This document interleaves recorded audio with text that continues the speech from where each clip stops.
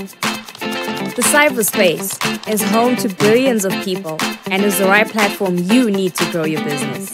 The Center for Innovation and Technology is offering you a golden opportunity to speak directly to your market at an affordable price. We also offer media training workshops, live streaming, documentary production, and events management. Get in touch with us today on the following numbers: +263 867 711 0290 or 0718 100 235. Don't forget to subscribe to our social media platforms. Like our Facebook page, Center for Innovation and Technology. Follow us on Twitter @SiteZW. And you can also check out our website, www.site.org.zw. You can also visit our offices at 45 Moffat Avenue, Hillside, Blaauw. Take advantage of this opportunity to expand your business.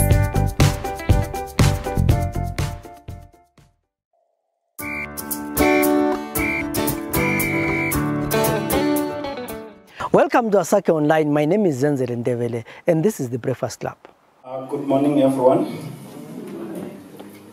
I have been tasked here to give a brief presentation on the Zimbabwe as a middle-income economy by 2030, the state of the economy, implications for social and economic rights. Maybe briefly, as the Zimbabwe Council of Churches, we are trying to accompany the various processes by the government in ensuring that we have a peaceful, a prosperous, and a united Zimbabwe. So we are seeking to provide a moral voice which can guide various government programs that are going to be done as the question around economic transformation and recovery is critical at this particular point in time. So as someone who is coming from the church, we have our software that we always use. And my presentation is being guided by the verse from Psalms 82 verse 3, which says, "Give justice to the weak and the fatherless, maintain the right of the afflicted and the destitute." This verse is also guiding the budget consultations that we're doing as the Zimbabwe Council of Churches, and it is also guiding the work that we are doing. We are saying, as we start the journey of transforming Zimbabwe and recovering the economy, let us not forget those who are at the margins, those who are at the periphery, those who are poor. So to give a contextual analysis, I think I'm not going to follow my presentation as the outline is there. Basically because some of the key issues around the economy, they have already been discussed. The issue that our economy is distorted, we are in a state of social fragmented, and there is lack of trust and confidence in the economy. Issues of political will, they have been talked about. So I want to take you straight to one of the diagrams which summarizes our understanding of Zimbabwe today. The diagram that I have is it shows the three-tier problem that we are facing as a country. On one hand, we have the governance issue. And as we have been discussing Zimbabwe's problems, we deeply understand that all the challenges that we may talk about, the economic challenges, if we try to locate the fundamental cause, we will come back to issues of governance. So governance issues, they are informing the economic challenges that we are facing as a country and the social challenges that we are having as a country. And under governance, what is it that we have? Issues of lack of respect to the rule of law. I'm sure to those who have been following some of the recent policies, you understand that the fiscal deficit, one, it was not sanctioned by Parliament. What does the Public Finance Management Act say if the government is going to spend more than the revenue that they have? They are supposed to go through Parliament and seek approval. But in this case, it wasn't done. Secondly, in terms of withdrawal, government withdrawal from the central bank, it is not supposed to exceed 20% of the previous year's revenues. But today we were told that by end of June 2018, the government had withdrawn about 59.4% of the last year's revenues, which means they exceeded the legal requirement as per the Reserve Bank Act. So what are we saying? We are in a state where we can easily disregard the law. And on that same note, it relates also to the issue of constitution. Because constitution, it provides the guidelines for the government to mobilize revenue and to spend. But if they are not following the legal constitutes, it means we are violating issues of the constitution. But these are not only relating to issues of the economy, but to the wider issues which are related to social and economic rise. We have a challenge of a state-party conflation. We cannot really delineate between the state, the functions of the state, and the function of a political party. And that then frames whatever the challenges that we are facing as a country, whether they are economic problems or they are social problems. We also have the problem of institutionalized corruption. We have got individuals who are stronger than institutions. If it's a commission, we end up having the chairperson of the commission being stronger than the commission itself. And that is detrimental in as far as we want to achieve a different Zimbabwe. The problem of politics, everything that we think about, we consider political expediency rather than economic rationale. We do our policies from an understanding of the political implications rather than the economic implications of that particular policy. So we prioritize politics as a country. The other challenge is about fiscal indiscipline. This has been highlighted, I think it was Mr. Manyanya who talked about fiscal indiscipline. The government is just spending, and they spend more than the revenue that they have. In order to finance that revenue, they seek overdraw from the Reserve Bank, they take private loans, they issue treasury bills. And all those financing mechanisms, they are distorting the economy. Because one, they are oversupplying money into the economy, which is inflationary. Secondly, the financing itself, it crowd-outs the private sector. In as far as we are civil society, I think I need to mention that we need our vibrant and efficient domestic industry. There is no way we can talk about a Zimbabwe without a vibrant industry. And on that note, I would want to appreciate the presence of the CZI. So we have a challenge of fiscal indiscipline. And it is the fundamental cause of all the distortions that we have been talking about.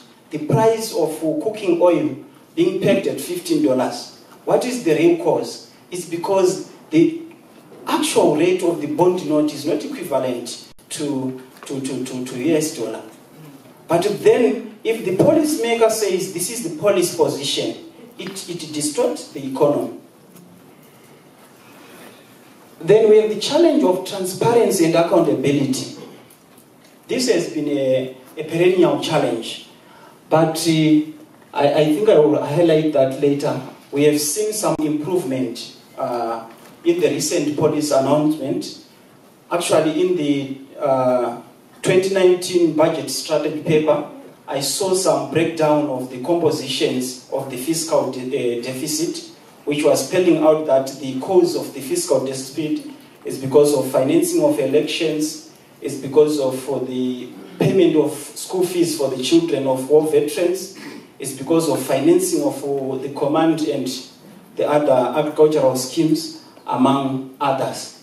So I feel like there is improvement in terms of transparency, because in the past it was very difficult to get that kind of information coming from the government. So, from our understanding, these governance issues, they are now leading to the economic problems. The trade balance, we have got a trade deficit. I think last year it was around 2 billion. And it effectively means we are exporting 2 billion every year out of the country. And that is where we are saying we need to be producing in our own country. We have the challenge of deindustrialization. I think capacity levels for the industry, they are below 50%. CZI will help on that. We have got challenges of inequality and growing poverty, as well as unemployment. I think these are the problems that we are confronting broadly on the economic scale. But where are they coming from? We are saying it's because we haven't addressed the governance issue. Then apart from this, we see the Zimbabwean problems also arising from the social dimension, where we do not have values that guide us as a society or as a nation. What values really bond us as Zimbabweans? We feel that there is lack of these critical values, and as a result, we are having economic challenges. Issues of broken relationships. Relationships are broken almost everywhere, including in the civil society. Are we really working together to incumbent government or to advocate for policies that are conducive for the people of Zimbabwe? So the family level relationships, they are broken. So when you start to talk about national levels, while the relationships at the individual level are broken, it presents the challenges of addressing national problems. We are in a polarized country. Maybe this one, to put it clearly, the inside here, I believe that there are people who say I am for NC and there are those who say I am for ET. And that is a clear line of polarization.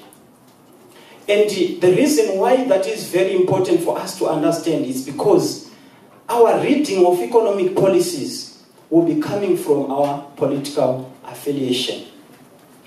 Whether the monetary policy statement is good or bad, whether the transitional stabilization program is good or bad, you will be reading it from an angle of polarization. Which side are you? So, we believe that we cannot move forward to transform the economy if we do not address the issue of polarization. And the reason why I'm speaking that is also because it is important when we talk about the national vision. Because the national vision should bond us as Zimbabweans. We should be rallying behind the same vision. And lastly, the problem of fear. Yes, we can talk about the enlarged space, but the truth is we are in a state of fear. We are not really sure whether, if I clearly state that this is the way our economy is at the moment, when I go outside, I will not be asked some few more questions in relation to that. We are still living in a state of fear. So this is how we understand the Zimbabwean problems. On that note, let me come back to the issue of vision. The vision is being said that is to become an upper middle income economy by 2030. I'm not unpacking this vision from a government perspective, but from an independent perspective. And my first comment in relation to that is, for me, this vision was not well unpacked.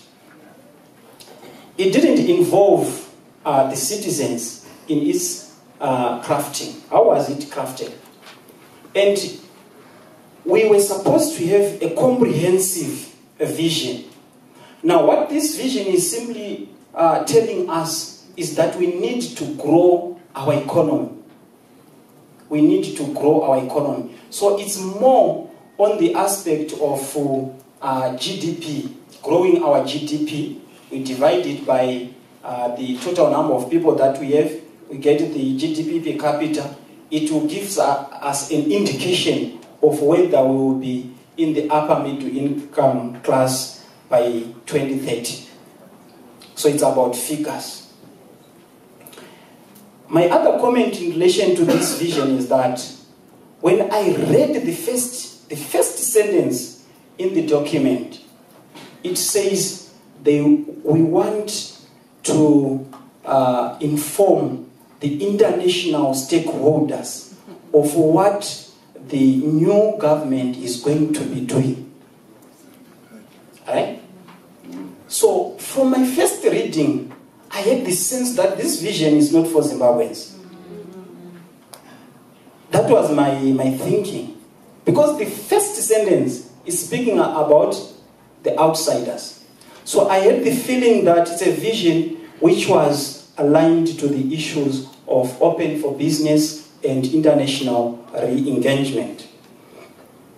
Now, there are those themes in the vision: governance, addressing governance, macroeconomic stability and financial re-engagement, inclusive growth, infrastructure and utilities, as well as social development. These are bright ideas as they are enshrined in the document. But the challenge is, since 1980, we have been drafting these good documents. But our challenge has been at the execution stage. We didn't manage to do well to implement all the policies that 1980. In terms of the values, the document has all these values that we may think about as civil society. But the issue will be, are they going to be executed? Are they going to be implemented? Are they going to be stuck to?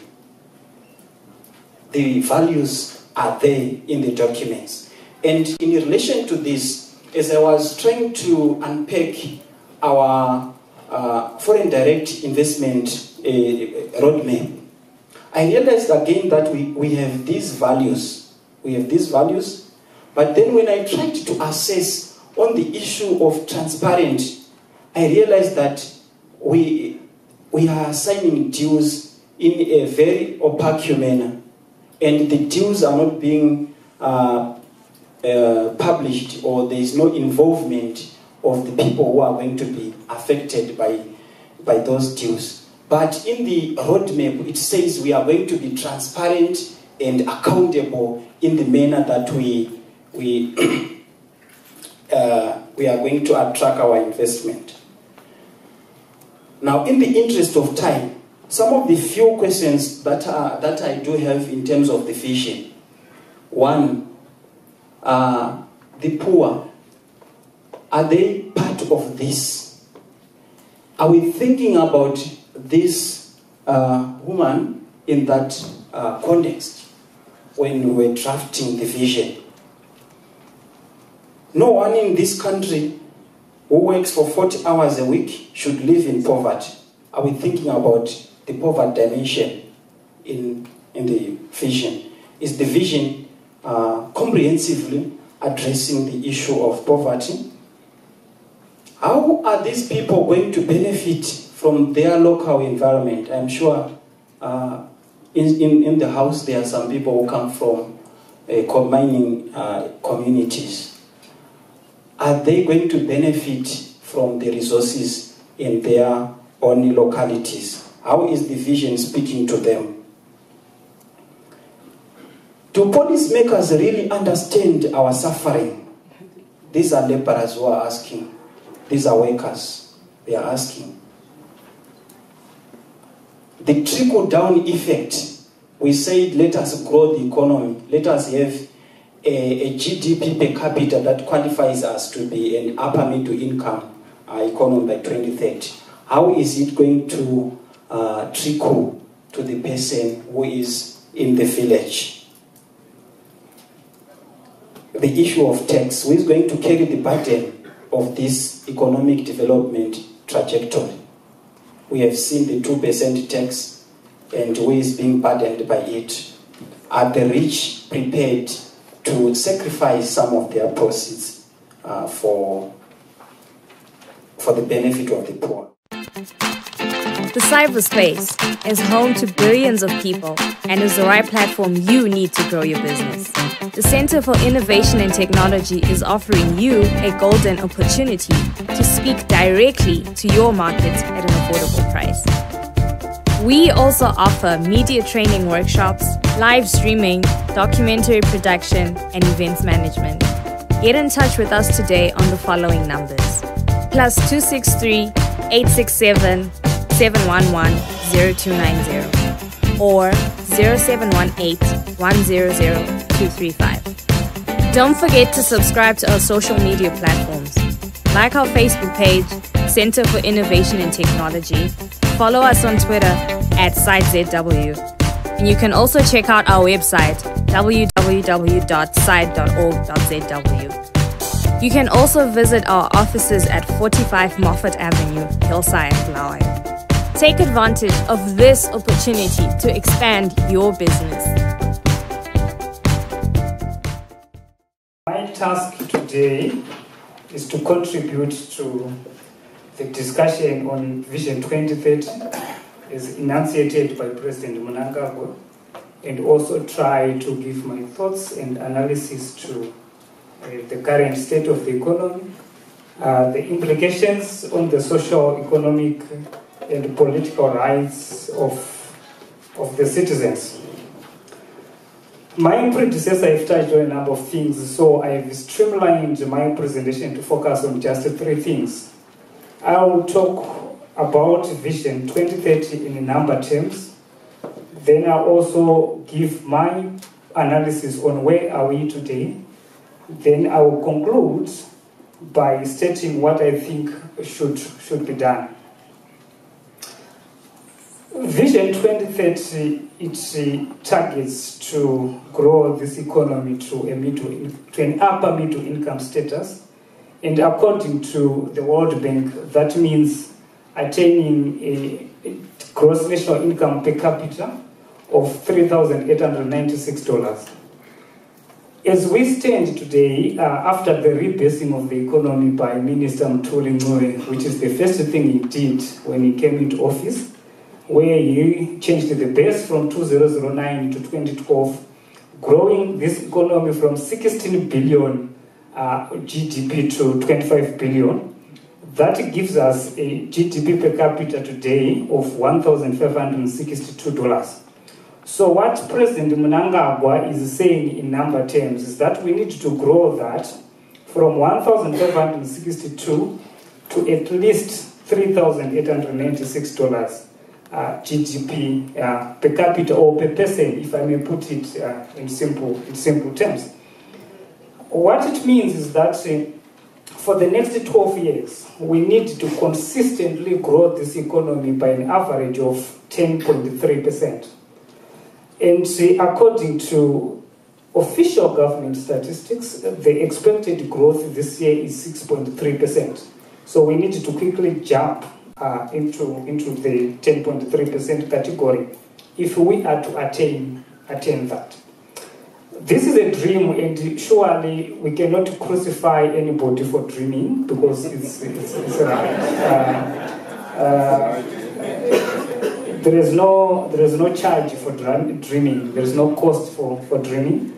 Whether this is attainable or not, it's for all of us to judge after I've given my own analysis of where we are today, basing on a number of indicators. But maybe let me also underline that point by saying, growing the economy is a good thing, but the most important thing is the quality of the growth. GDP growth is not a sufficient measure of the welfare of the people. It is not a sufficient measure of the happiness of the citizens. So what we need to do is probably to improve the quality of that growth so that it is growth with jobs. It is growth that incrementally adds smiles on our faces and all those that are to come after us. Where are we today? We are seeing an economy that obviously has problems. And I'm not going to attempt to define these problems because we experience them every day. Nobody knows what these problems say. But let me quote a very famous statement by some American novelist and journalist who was called Ernest Miller Hemingway, who once said, "The first panacea for a mismanaged nation is inflation of the currency. The second is war. Both bring temporary prosperity and both bring permanent ruin. Both are the refugee of political and economic opportunists." I think this quote summarizes the story of Zimbabwe. I was listening when you guys were attacking my fellow brother Kupa from CCTI. I come from that industry as well. But I then reflected to say, what really can business do? Because the business of business is business and nothing else. They invest to make money, and they do so within a given environment. That environment is not defined by business, but is defined by the authorities. When the environment allows me to charge X price, I do so. Because that's the reason of me being in business, is to make money. Business is not charity. That's the way it is. It is not charity. You are there to make money within the given environment. So what we should be interrogating is what is leading to that. That's where we get the fundamental answers to that question.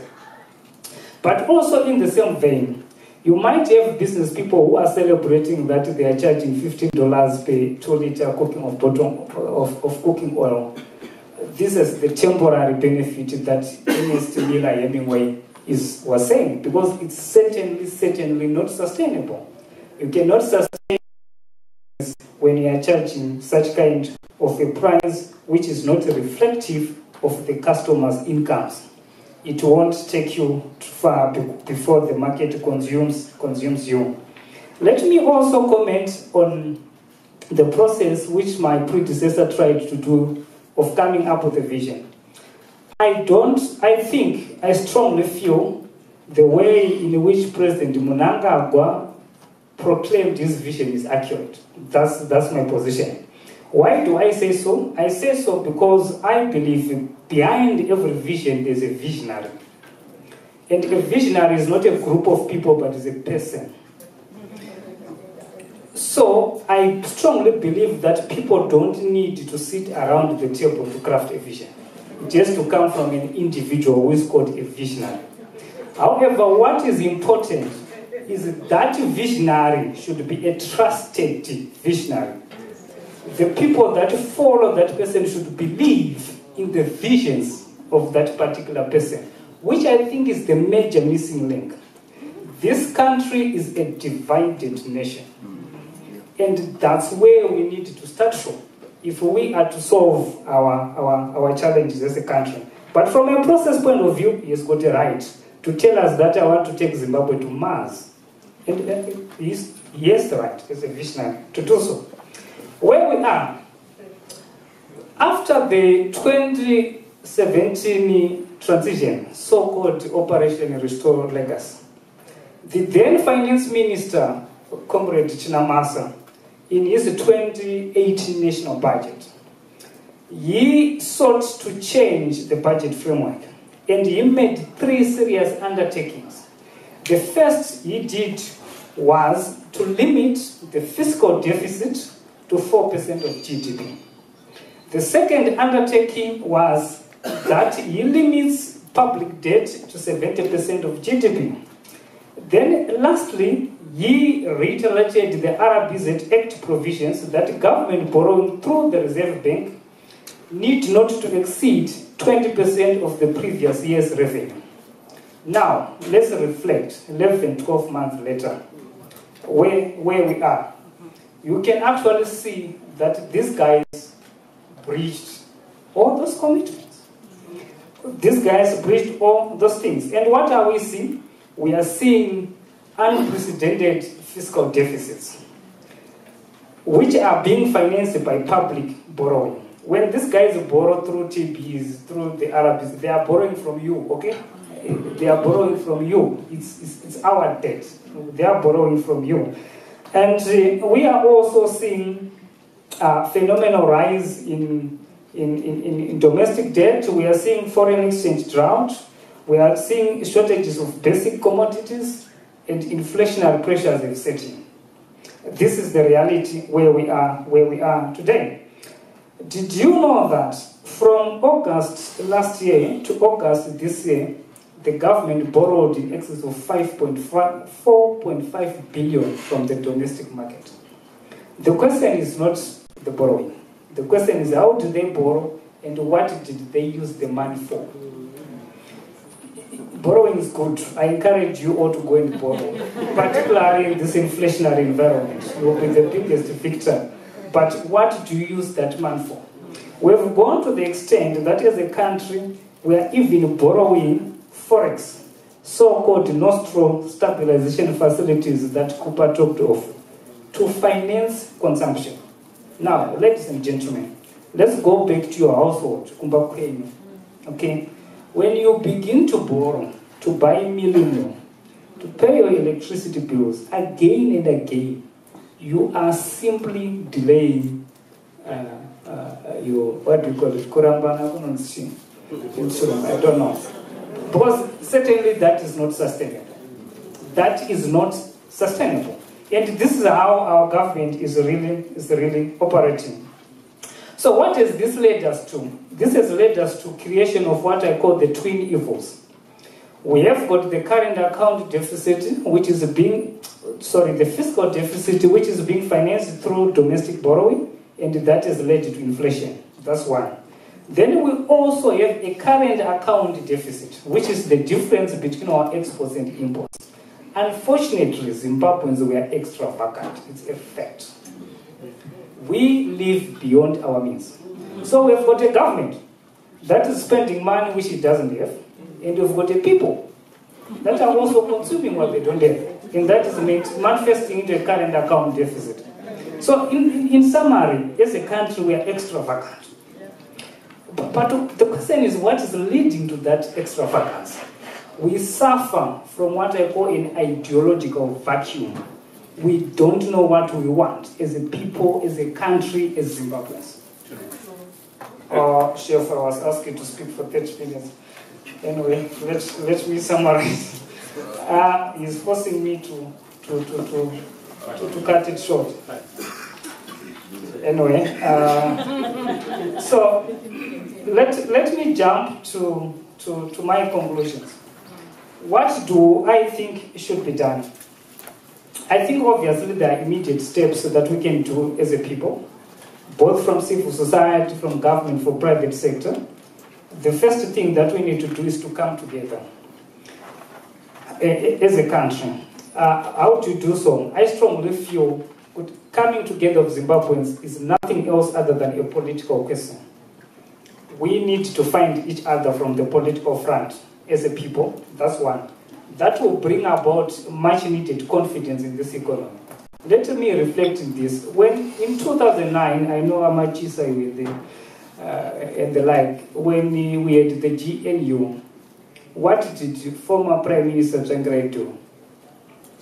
I don't think he did anything, apart from getting into government. What did he do, really? But the country was in a confidence boom. We need to find each other on the political front.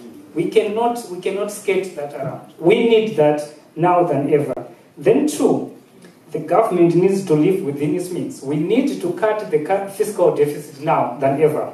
And I'm happy that the government has realized it and Minister Mutizwa is committed to do that. Then secondly, I don't get it. For example, I'll give an example of the cooking oil. I don't understand why the cooking oil processors queue at the RBZ to get the forex, which has been brought about by a tobacco farm or a gold farm to import soybeans in a country that has got the highest density of inland water bodies, in a country that has got very arable-rich lands, in a country that has got 90% unemployment. It doesn't make sense. Something's wrong. The structure of this economy is wrong. I would be happy to import fuel because we don't produce fuel. We import capital equipment because we don't have industry that produces that. But certainly not trinkets, not soybeans. The structure of the economy needs to be corrected. I think that, so we have artificial pressure on the forex. Then we say we've got forex shortage. No, it's not about forex shortage. It's about what you're using it for. For a fact, this country is earning more forex than ever in its history. These are government statistics, they are not mine. We have hit 5.1 billion export proceeds this year. We have never done that in the history of this country. Even at our peak point in 1996, we didn't achieve that. So it's not the shortage of forex, it's what we are using it for. Then secondly, you can't then have three people that sit around a table at RBZ and determine who to give that forex. It's wrong. Let the market do that. It brings inefficiencies. Let the market allocate the forex. Then lastly, is this one-to-one fiction. Well, we have got artificial money that have been created into the market through TBs and so forth. So we have got a ballooned demand supply, which does not match the quantum of the US dollars. That's why we've got this parallel exchange rate, which is the real market, if I am to borrow from here. How do you correct that? Certainly you need to plug out certain liquidity from the market. I would encourage the government to temporarily issue a bond, let's say a 20-year bond, plug out the excess liquidity from the market and park it somewhere, okay? Float the exchange rate, and the market will find itself.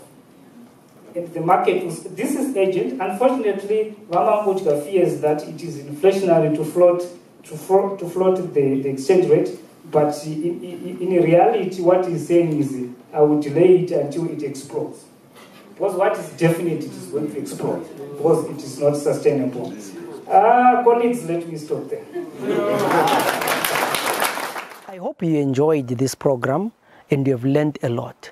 You are also free to get in touch with us and contribute to some of these issues. You can also invite us to your event, to your area, to come and talk about the issues that you feel are dear to you and important, and the nation of Zimbabwe and the world at large need to hear about these issues. My name is Zenzele Ndebele. Till we meet again tomorrow, have a good day.